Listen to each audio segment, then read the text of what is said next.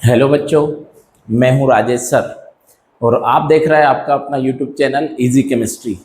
तो आज हम पढ़ने जा रहे हैं बेटा सार्थक अंक।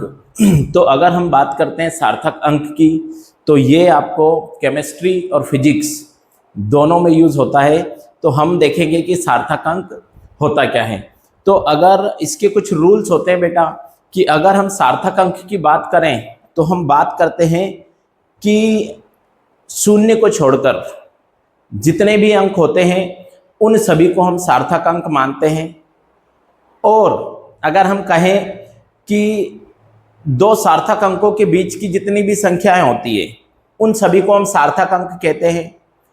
और अगर प्रारंभिक शून्य आता है तो उसको हम कभी भी सार्थक अंक नहीं मानते हैं। और अगर अंतिम शून्य आ रहा है, आखिरी में शून्य आ रहा है, जीरो आ रहा है, तो उसको हम सार्थक अंक नहीं मानेंगे। परंतु अगर अंतिम शून्य से पहले कहीं पर दशमलव आ रहा है तो हम उसको क्या मानते हैं, सार्थक अंक मानते हैं। और कभी भी किसी की पावर यानी कि 10 की घात अगर लगी हुई है तो हम उसको सार्थक अंक नहीं मानते हैं। तो आइए अपन सीखते हैं सार्थक अंक के बारे में। ठीक है, तो सार्थक अंक वो संख्या होती है जो उसका पूरी तरह से मतलब बताती है उस संख्या का। तो अपन देखिए क्या होते हैं सार्थक अंक। इसके लिए पहले कुछ मैं नियम बताऊंगा, उसके बाद हम उदाहरण पढ़ेंगे। देखिए तो सार्थक अंक के लिए कुछ नियम है बेटा। नियम एक, फर्स्ट नियम क्या कहता है बेटा, कि शून्य को छोड़कर बाकी सभी संख्याएं जो होती है वो सारी सार्थक अंक होती है। शून्य को छोड़कर सभी संख्या सार्थक अंक होती है। दूसरा रूल अगर मैं बताऊं, दूसरा नियम, तो वो ये होता है बेटा कि प्रारंभिक शून्य सार्थक अंक नहीं होगी। ठीक है, तीसरा अगर रूल में बताऊं बेटा आपको तो क्या होता है कि अंतिम शून्य अगर दशमलव के बाद आती है, यानी कि अंतिम शून्य यानी कि आखिरी जीरो जो होता है वो अगर दशमलव के बाद आ रहा है तो हम उसको सार्थक अंक मानते हैं। अंतिम शून्य अगर दशमलव के बाद आता है तो वह भी सार्थक अंक होगा। अगली बात अगर हम करें तो क्या होगी बेटा, कि दो सार्थक अंकों के बीच के सभी अंक सार्थक अंक होंगे। यानी कि बेटा दो सार्थक अंकों के बीच के जितने भी अंक होते हैं, जितनी भी संख्याएं होंगी, वो सभी सार्थक अंक माने जाते हैं। अगर एक और बात करें हम अगली, तो अगली बात ये होती है कि 10 की घात, अगर 10 की घात कुछ भी है, यानी कि आप देखेंगे कि 10 की घात 6, 10 की घात 9, 10 की घात 25, तो इस तरह की सभी घातें अगर होती है तो ये कभी भी ये सार्थक अंक नहीं होते, ये सार्थक अंक नहीं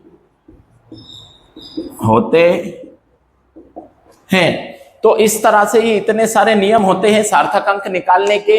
अब इसको कैसे निकालते हैं मैं उदाहरण से आपको समझाता हूं, देखिएगा।